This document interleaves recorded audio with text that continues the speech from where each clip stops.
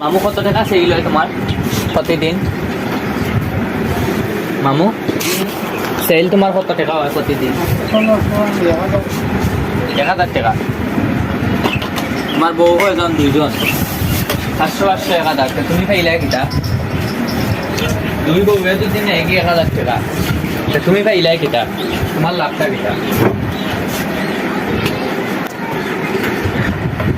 তোমার লাভটা কিটা কত রে ভাই?